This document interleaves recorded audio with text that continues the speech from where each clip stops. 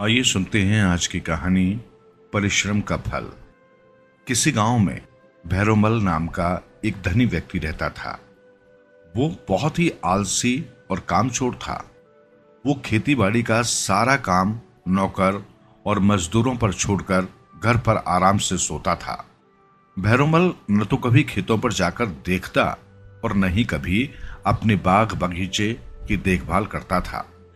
भैरोमल की लापरवाही का यही परिणाम निकला कि नौकर और मजदूर अपनी इच्छा से काम करने लगे। वे थोड़ी देर खेतों में काम करते और फिर गप्पे मारने में लग जाते या फिर घर लौट जाते। अब भैरोमल की खेत न तो समय पर बोए जाते और न ही समय पर खाद पड़ती। खेतों में बीज भी घटिया किस्म का डाला जाने लगा, जिसका नतीजा ये निकला कि भैरोमल के खेतों की उपज घट गई और उसकी आर्थिक स्थिति खराब हो गई। रामप्रसाद नाम का दूसरा किसान बहुत ही परिश्रमी था। उसके पास अपने खेत भी नहीं थे। वो भैरोमल के ही कुछ खेत लेकर उन पर खेती करता था। वो मजदूरों को अपने साथ खेत पर ले जाता और अपने सामने सिंचाई और खेतों को जोतने बोने का काम करता।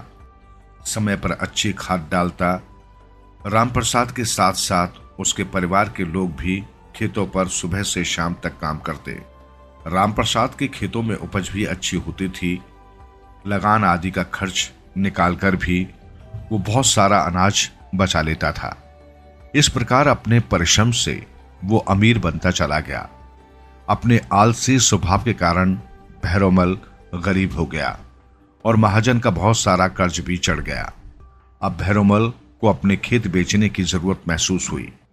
जब रामप्रसाद को इस बात का पता चला तो वो भैरोमल के पास आकर बोला, यदि आप अपने खेत बेचना चाहते हैं तो कृपया मुझे दे दीजिए। मैं तुम्हारे खेतों की पूरी कीमत दूंगा। रामप्रसाद की बातें सुनकर भैरोमल को बहुत आश्चर्य हुआ। वो रामप्रसाद से बोला, इतने सारे खेत होने पर भी मैं महाजन का ऋणी हो गया और तुम मेरे थोड़े से खेतों पर काम करते हो। लगान आदि का खर्च निकालकर तुम अपने परिवार का पालन करते हो। फिर तुम्हारे पास मेरे खेतों को खरीदने के लिए रुपए कहां से आए? रामप्रसाद ने भैरोमल को समझाते हुए कहा, मैंने रुपए खेतों की उपज से बचाकर ही इकट्ठा किए हैं। भला मुझे रुपए कौन देगा?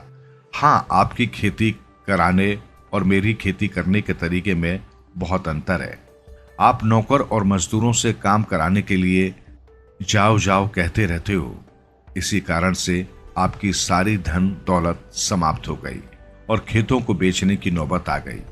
मैं मजदूर तथा नौकरों से पहले काम करने को तैयार होकर उनसे काम कराने के लिए आओ आओ कहता हूं। इसी कारण मैं अमीर बन गया और मेरी संपत्ति बढ़ती चली गई।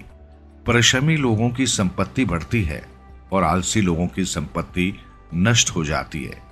इसलिए मनुष्य को अपना काम स्वयं करना चाहिए।